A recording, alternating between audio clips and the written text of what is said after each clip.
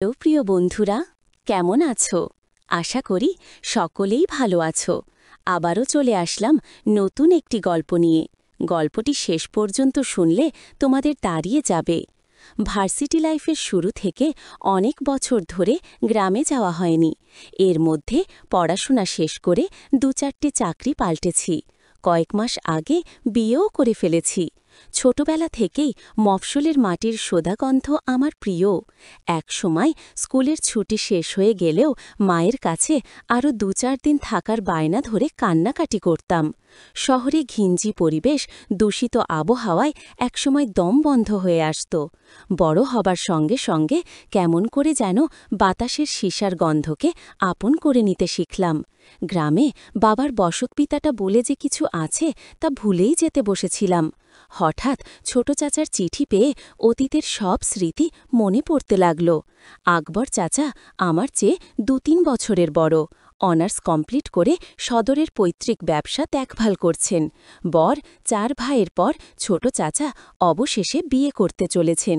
পাত্রী পার্শ্ববর্তী গায়ের, অনেকটা প্রেমে বিয়ে বলা চলে। তবে দুই পরিবারের সম্মতিতে বিয়ে হচ্ছে।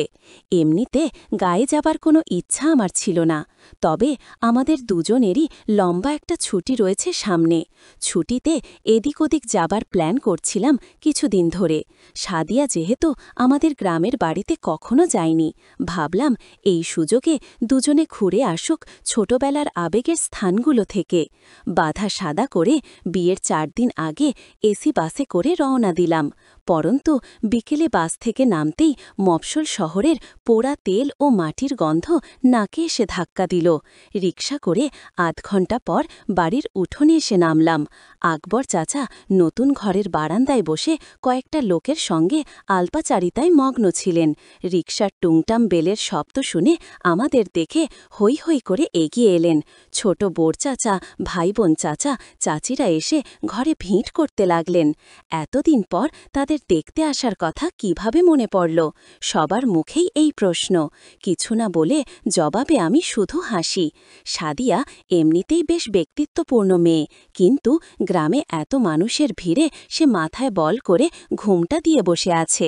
হাহু করে চাচিদের প্রশ্নের সংক্ষিপ্ত জবাব দেওয়ার চেষ্টা করছে। ছোট ছোট ছেলে মেয়েরা হাঁ করে সুন্দরী বউয়ের দিকে চেয়ে আছে দেখে আমার খুব হাসি পেল।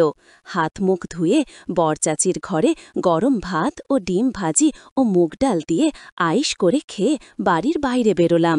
পরিচিত খাবারের স্বাদও গ্রামে এলে কেমন বদলে যায়। মাটির রাস্তায় পাশাপাশি হাঁটতে হাঁটতে বউ বলল, চাচির রান্না খুব ভালো হয়েছে। আমি সাই দিয়ে বললাম, ছোটবেলায় গ্রামে এলে সবসময় বড় চাচির ঘরেই খেতাম। উনি যা রাঁধেন সবই অমৃতের মতো লাগে। পূবকদিকে বিলের ধারে আমাদের জমি উলোতে নানা ধরনের সবজির চাষ হয়েছে। বউকে ঘুরিয়ে ঘুরিয়ে সব দেখিয়ে সন্ধ্যার পরপর বাড়ি ফিরলাম। রাতে উঠোনে জ্বালানো আগুনের চারপাশে বসে অনেক দিন পর প্রাণ ভরে গল্প করলাম সবার সাথে। সাদিয়াও এর মধ্যে গায়ের সহজ সরল মানুষগুলোর সঙ্গে মানিয়ে নিয়েছে। রাতের খাবার খেয়ে 8:30টার দিকে চাচাতো ভাইয়ের দেখিয়ে দেয়া ঘরে এসে ঢুকলাম। বিয়ে উপলক্ষে অনেক মেহমান হাজির হয়েছে। আমার ঘরে 2 দিন আগে অন্য কোনো অতিথির ঠাঁই হয়েছে, তাই মেধু চাচার ঘরে আমাদের জায়গা হয়েছে। মেধু চাচার নতুন ঘরে ঢুকে দেখি আমাদের ব্যাগগুলো এখানে এনে রাখা। ঘরে আসবাবপত্র তেমন কিছু নেই। পাকা নতুন ঘরটিতে চাচা এখনো ওঠেননি বলে মনে হচ্ছে। ঘরের মাঝখানে সেগুন কাঠের বিশাল খাট। নতুন খাট থেকে বার্নিশের গন্ধ বেরোচ্ছে। খাটে বিছানো পরিষ্কার চাদরের দিকে তাকিয়ে ধপ করে গায়ে এলিয়ে দিতে মনে চাইল, তবে তা করা সম্ভব নয়। বরখাট বলে লম্বালম্বিভাবে শোয়ার ব্যবস্থা না করে পাশাপাশি 4টে বালিশ রাখা হয়েছে। অনেক অতিথি ইতোমধ্যে চলে আসায় বেড শেয়ারিং না করে উপায় নেই। বিছানায় তখন একটি মহিলা ও পুরুষ একপাশে শুয়ে নিজেদের মধ্যে কথা বলছে। আমাদের দেখে লোকটি নিজের পরিচয় দিল। ছোট চাচার বন্ধু, নাম সোহেল। মহিলাটি তার স্ত্রী। লোকটি বেশ মিশুক ধরনের। তাদের বয়সও আমাদের মতোই হবে আন্দাজ করলাম। এটা সেটা নিয়ে কথা বলতে বলতে শুয়ে পড়লাম। সাদিয়া মাঝখানে, মহিলাটির পাশে, আমি খাটের পায়ের দিকে শুলাম। সোহেল দম্পতিও আমাদের মতো জার্নি করে ক্লান্ত। বেড সুইচ টিপে লোকটি বাতি নিভিয়ে দিলে চোখ বুঝলাম। ৯টার সময় ঘুমানোর অভ্যাস আমাদের নেই। বাসায় ফিরতে ফিরতেই কখনো কখনো ৯টা বেজে যায়। বাইরের ঝিঝি পোকার ডাক আর নতুন পরিবেশে এত তাড়াতাড়ি ঘুম ধরবে বলে মনে হলো না। আধ ঘন্টার মতো শুয়ে থাকার পর শরীরের ম্যাজম্যাজে ভাব কমে এলো। না ধরছে ঘুম, না গল্প করা যাচ্ছে। বউয়ের সঙ্গে বিরক্ত হয়ে অন্ধকারে হাত বাড়িয়ে সাদিয়াকে খোঁচা দিলাম, জেগে আছে কিনা বোঝার জন্য। আন্দাজ করে ঘাড়ের দিকে হাত বাড়ালাম, কিন্তু নরম কিছু ঠেকল হাতে। সাদিয়া একটু নড়ে উঠল। ক্লান্তিতে সারাদিন বউয়ের সঙ্গে কিছু করার কথা মাথায় আসেনি। হঠাৎ করেই প্রেমিক মন জেগে উঠল। হাত মুঠো করে শুরু করলাম। অন্য হাত রাখতেই সাদিয়া কাত হয়ে আমার দিকে ঘুরে এলো। বালিশে মাথা ঘষে ঘষেকে বামে সরে এলাম। বউয়ের কপালে ঠেকল। গোল করে ঠান্ডা চকার শব্দে খেলাম। মাথার ওপর ঘর হুটিয়ে ফ্যান ঘুরছে। আওয়াজ অন্যদের শুনতে পাওয়ার কথা নয়। শেষবার যখন গ্রামে এসেছিলাম তখনও বিদ্যুৎও ছিল না। বছর চারেক আগে পল্লী বিদ্যুতের আওতায় মানুষ কৃত্রিম আলো বাতাসের দেখা পায়। কপালের পর নাকের দবায় গালের মসৃণ চামড়া হয়ে সাদিয়ার শুষ্ক নরম ভিজিয়ে খেতে শুরু করলাম। খেতে খেতে বউয়ের বাঁ হাতের জোর বাড়ালাম। বউ নিচ থেকেই এক হাত নামিয়ে সামনেটায় হাঁটতে শুরু করল। কবজির চাপ পড়ায় গিট খুলে আপনা থেকে হটকে গেল। অন্ধকারে ২ আঙুলে খুলতে পারলাম না। নড়াচড়ার ফলে খাট মাঝে মাঝে ক্যাঁচিয়ে উঠছে। অপর পাশে শুয়ে থাকা দম্পতিটিও সম্ভবত দেরি করে ঘুমিয়ে অভ্যস্ত। তারাও এপাশ ওপাশ করে ঘুমানোর চেষ্টা করছে বলে মনে হলো। মুখ ছাড়িয়ে পেছনে সরে এসে হাঁটুতে ভর দিয়ে বসলাম।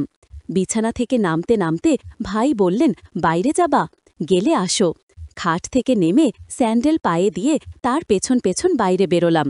গ্রামে এলে আর যাই হোক বেওয়ারিশ স্যান্ডেল পেতে অসুবিধা হয় না। ঘরের পাশে উঠোনের এক কোণে চাচার বন্ধুটি সিগারেট ফুঁকছে। আমি কাছে যেতেই গোল্ড লিফের প্যাকেটটি বাড়িয়ে দিল, সঙ্গে লাইটার। একটি শলাকা টেনে ঠোঁটে চেপে আগুন ধরিয়ে ভুসভুস করে ধোঁয়া ছাড়তে শুরু করলাম। শেষ করতে পারো নাই? আঙুলের ফাঁকে সিগারেট রেখে আমার দিকে তাকিয়ে প্রশ্ন করলেন। আমি বুঝতে পারলাম না। বুঝো নাই? হার্ট হয়েছিল তোমারটা বলে আমার লুঙ্গির দিকে নির্দেশ করলে। সুতি কাপড়ের সামনের দিকটা একটু বেশি উঁচু হয়ে আছে। ওহ হাঁ। লাইট চালিয়ে ফেললেন, তাই আমি বিব্রত ভঙ্গিতে হাসার চেষ্টা করলাম। No problem, what happens? আমরাও ভাবছিলাম তোমরা ঘুমিয়ে পড়েছ। কতক্ষণ ধরে করতেছিলা? এই তো কয়েক মিনিট। হাত দিয়ে অবাধ্য সাবল চেপে ধরতে ধরতে বললাম। উনি সেটি লক্ষ্য করলেন। চাপ লাগতেছে।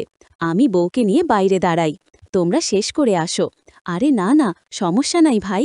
ভাইয়ের অতি উৎসাহ দেখে ভিট মিখেলাম। আচ্ছা, সারা রাত তো বাকি আছে। হে হে বলে বাম হাতে লুঙ্গির ওপর দিয়ে নিজের শাবলটা কচলাতে শুরু করলেন। ফ্রেশ হয়ে আসা দরকার বলে পশ্চিম দিকের অন্ধকারে হারিয়ে গেলেন। শুধু সিগারেটের আগুনের ছোট্ট বিন্দুটি চোখে পড়ছে। সোহেল ভাই ফিরে আসার পর অনেকক্ষণ ধরে আধো অন্ধকার উঠোনে দাঁড়িয়ে আলাপচল। উনি চট্টগ্রামে একটি বহুজাতিক কোম্পানিতে চাকরি করেন। আকবর চাচা চট্টগ্রাম বিশ্ববিদ্যালয়ে পড়ালেখা করার সময় তার সাথে পরিচয় হয়। বাবা মা ঢাকায় থাকেন। উনি পড়াশোনা শেষ করে চট্টগ্রামেই চাকরি নিয়েছেন। আমাদের মতোই ৬-৭ মাস আগে বিয়ে করেছেন। তবে আমাদেরটি প্রেমের বিয়ে হলেও তাদেরটি পারিবারিকভাবে হয়েছে। সোহেল ভাই আমাদের চেয়ে কয়েক বছরের বড়, তবে উনার স্ত্রী আমার চেয়ে বয়সে ছোট। কথা বলতে বলতে দুজন বেশ সহজ হয়ে এলাম। কেউই কিছুক্ষণ আগে বিব্রতকর পরিস্থিতির কথা আর তুললাম না। সিগারেট শেষ করে বাথরুম হয়ে কলের ঠান্ডা পানিতে হাতমুখ ধুয়ে নিলাম। সোহেল ভাই বললেন, ওরা হয়তো লজ্জা পেয়ে আসছে না। আমার হাতে সিগারেটের প্যাকেট আর লাইটার দিয়ে ভেতরে গিয়ে নিজের স্ত্রী আর সাদিয়াকে ডেকে নিয়ে এলেন। বিরাট উঠানের চারপাশের সব চাচাদের আলাদা আলাদা ঘর। বাড়ির পশ্চিম কোণে বাঁশবাগানের পাশে পাখা বাথরুম এবং চাপফল। সাদিয়া এবং ভাবি মাথায় কাপড় দিয়ে আমাদের দিকে না তাকিয়ে সেদিকে চলে গেল ফ্রেশ হতে। ওরা ঘরে ঢুকে গেলে আমরাও ভেতরে এসে দরজা দিলাম। ক্লান্তিকর দিনের শেষে ভালোবাসায় সিক্তরল নিঃসরণ করতে না পেরে অতৃপ্তি নিয়ে ঘুমালাম। তাড়াতাড়ি ঘুমানোর পরও সকাল ৮টায় ঘুম ভাঙল। জেগে উঠে দেখি সোহেল ভাই বা ভাবি কেউ বিছানায় নেই। সাদিয়া ঘরের এক কোণে রাখা ড্রেসিং টেবিলের সামনে বসে চুল ঠিক করছে। রাতের বিব্রত ভাব উবে গিয়ে খুশি খুশি ভাব দেখা দিয়েছে মুখ জুড়ে। চাচাতো বোনেরা বলেছে নাস্তার আগে ওকে নিয়ে গ্রামে ঘুরতে বেরোবে, তাই হালকা সাজগোজ করে নিচ্ছে। বড় দুই চাচি ৩-৪ পদের পিঠা বানাচ্ছেন অতিথিদের জন্য। সকালের মৃদু ঠান্ডা বাতাস, ঘন কুয়াশায় ভাপ ওঠা পিঠা মন্দ লাগবে না। গ্রামে নাস্তা করতে করতে অনেক দেরি হয়ে যায়। বউ সুবর্ণা ভাবি সহ আরও কয়েকজন শহরে মেয়ে বউকে সঙ্গে নিয়ে চাচাতো বোনেরা বেরিয়ে গেলেন। শার্ট গায়ে জড়িয়ে হাতমুখ ধুয়ে হাঁটতে হাঁটতে পশ্চিম দিকে এগোতে শুরু করলাম। বাঁশঝাড়, কলার বিশাল বাগান, আকাশচুম্বী শিমুল গাছের পর থেকে শুধুই বিস্তীর্ণ ফসলের মাঠ। নানা রকম শাক সবজি ও বিশালায়তন পাটক্ষেতের মধ্য দিয়ে যাতায়াতের জন্য রয়েছে সরু আইল। প্রথমেই একটি কুমড়েত। এখানে এসে হাঁটা থামিয়ে সামনে পেছনে খুব মনোযোগ দিয়ে লক্ষ্য করলাম, কেউ নেই। ৫ মিনিটের পর দ্রুত পায়ে কারো আসার শব্দ পেলাম। হ্যাঁ, লুনেই আসছে। আমাকে দেখে দূর থেকে চকচকে দাঁত ভাসিয়ে হেসে দিল। রবিন ভাই, কেমন আছো? কাছে এসে দাঁড়ানোর পর প্রথম প্রশ্ন। আমি ইতিবাচক জবাব দিয়ে কুশল বিনিময় সমাপ্ত করলাম। ছোটবেলায় লুনাকে শেষবার দেখেছি কয়েক বছরে গায়ে গতরে অনেকে বেড়ে উঠেছে। সাদা লোকাট কামিজে বেগুনি পলকা ডট ডিজাইন ওপর থেকে সরিয়ে গলায় পেঁচিয়ে নীল আমাদের বাড়ির কয়েক বাড়ি পরের এক চাচার মেয়ে লুনা। ফর্সা হাসিখুশি মেয়েটি মায়ের মতোই উচ্চতায় খাটো। পড়ালেখার কথা জিজ্ঞেস করায় বলল আগামীবার এইচএসসি দেবে, ১ মাস পর টেস্ট পরীক্ষা। কথা বলতে বলতে লুনা আইল ধরে সামনে এগিয়ে চলল, আমি পেছন পেছন। সোহাগ কোথায় তা জিজ্ঞেস করায় বলল সে জানে না।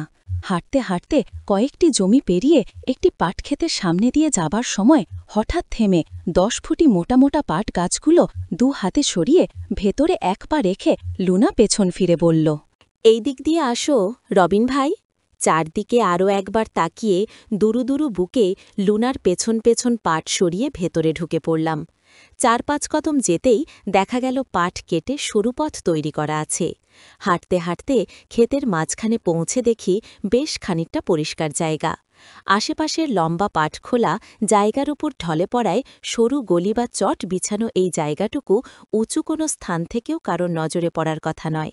স্যান্ডেল খুলে লম্বা করে পাতা চটের উপর দাঁড়িয়ে তার উপর ফেলে দিল লুনা। আমার তাড়াহুড়ো দেখে লুনা খিলখিলিয়ে হেসে ফেলল। আমি যে খুব একটা পাগল মানুষ তা নয়, কিন্তু গ্রামে এলেই পুরানো বন্ধুবান্ধবদের সঙ্গে দেখা হয়ে যায়। কাল রাতে সোহাগের সঙ্গে দেখা হলো কয়েক বছর পর। দেখা হবার পর থেকেই মেয়ে মানুষ নিয়ে রসালো সব গল্প করতে শুরু করল। গ্রামে সবসময় ২-৪টে মেয়ে থাকে যারা একটু সাহসী হয়। পুটিয়ে ফেলতে পারলে এদের নিয়ে মন ভরে শহরে কোনো ব্যানা। আমি গ্রীষ্মের ছুটি পেলেই গ্রামে চলে আসতাম। সারা দিন বনে বাজারে ঘোরাঘুরি, কাঁচা পাকা নানান জাতের ফল খাওয়া আর কাছের দূরের চাচাভাই বন্ধুদের সঙ্গে ঘুরে বেড়ানোই ছিল কাজ। কাঠফাটা গরমে বাড়ির পুকুর পাশে নদীতে ছেলেরা সাঁতরে বেড়ায়। আমি পাড়ে বসে মগিয়ে পানি ঢেলে গোসল করি। সেবার সাঁতার শিখব বলে জেট চেপে গেল। জিন্স প্যান্ট আর গেঞ্জি গায়ে পানিতে নেমেই হাবুডুবু খেলাম। বন্ধুলা বলল, এরকম ভারী কাপড় চোপড় নিয়ে সাঁতার কাটা যাবে না, এসব খুলে পানিতে নামতে হবে। ছেলেরা সবাই লুঙ্গি গুটিয়ে কাঁচা বেঁধে সাঁতার কাটে। লুঙ্গি পরার অভ্যাস আমার ছিল না। শহরে বল হওয়ায় ছোটবেলায়ও কারো সামনে উন্মুক্ত হতে পারতাম না। সেদিন দেখা গেল জিন্স না খুলে সাঁতার কাটা সম্ভব হবে না। জেট চেপে যাওয়ায় গেঞ্জি প্যান্ট খুলে নদীতে ঝাঁপিয়ে পড়লাম। নাকানি চুবানি খেতে খেতে প্রথম দিনই পানিতে ভেসে থাকার কৌশল অনেকটা আলতো করে ফেললাম। পাড়ে এসে ওঠার পরপর ঘাটে দাঁড়ানো কিশোরী মেয়েরা আমাকে দেখে মুখ টিপে হাসতে শুরু করল। এত বছরে আমাকে কাপড় ছাড়া গোসল করতে দেখেনি কেউ। আজ সাঁতার কাটার লোভে দিগম্বর হয়েছি বলে বয়স্ক চাচিরাও কৌতুকপূর্ণ চোখে তাকান। কাপড় পরে বাড়িতে ফিরে আসার পর দুপুরে ভাত খেতে খেতে মেয়েদের হাসাহাসির কারণ বুঝতে পেরে নিজেকে আস্তগাঁথা বলে মনে হল। ২-১ বছর আগেও আমার বয়সী ছেলেপেলেরা গায়ে পানিতে ঝাঁপাত। আগমনের পর সবাই কাঁচা বাঁধা শুরু করেছে। আমি সেটি খেয়াল না করে লোমে ঘেরা চিমসানো মেয়েদের সামনে পড়ায় তারা এভাবে হেসেছে। খাওয়া দাওয়া যেমনি বর চাচির ঘরে করতাম, রাতে ঘুমানোর বেলায় ও এ ঘর ও ঘরে বন্ধুদের সঙ্গে থাকতাম। সেদিন রাতে বিছানায় শুয়ে 4 জন গল্প করছি। কথায় কথায় সোহাগ সাঁতারের কথা তুলল, বলল কালও আমার উন্মুক্ত হয়ে পানিতে নামা উচিত।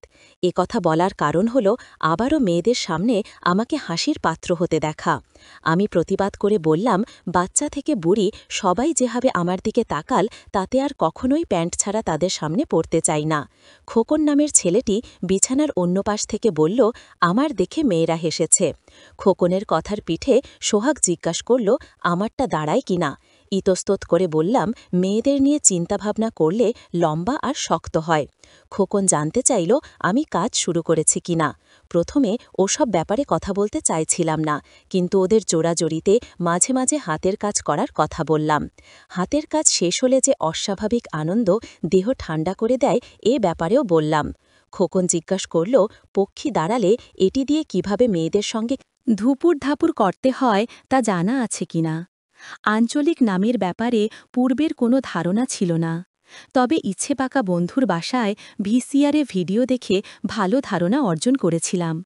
বন্ধুটি বাবার মুভি কালেকশনের মাঝে কতগুলো ওই টেপ পেয়ে যায় এবং ঘনিষ্ঠ 2-3 জনকে দেখার সুযোগ দেয়। খোকনকে বললাম, ধুপুর ধাপুর করার পদ্ধতি জানা থাকলেও কখনো করার সুযোগ হয়নি। শুনে ওরা অন্ধকারে কিছুক্ষণ মুখ চাওয়াই করল। খোকন বলে উঠল, কালকা দুপুরে আমাগো লগে আইবা গোছল কইরা, তোমারে মজার জিনিস দেহামু। আপনারের বউ কই রগিন ভাই। শক্ত কাপড়ের প্রশ্ন শুনে কল্পনা থেকে বাস্তবে ফিরে এলাম। বাড়ির মেয়েদের সাথে ঘুরতে গেছে মনে হয়, বলতে বলতে টেনে তুলতে শুরু করলাম। লুনা হাত উঁচু করে তুলে ধরে সাহায্য করল। আপনারের বউ নাকি খুব সুন্দর, আমারে দেখাইবেন না। ডান হাত পেছনে এনে দিয়ে লুনা জিজ্ঞেস করল, আজকা আয়সা পইরো বিকাল কইরা, আলাপ করাইলা দেমু। কাপা ধরা গলায় জবাব দিলাম,